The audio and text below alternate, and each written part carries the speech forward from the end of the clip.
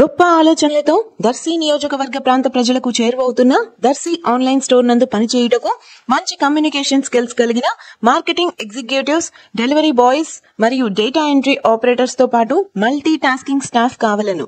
Full time మరియు part time jobs కలవు. సంప్రదించవలసిన ఫోన్ నంబర్ 8341933684. మా అడ్రస్ దర్శి ఆన్లైన్ స్టోర్, చెట్టు కింద బడి వెనుక, కూర్చేడ్ రోడ్, దర్శి.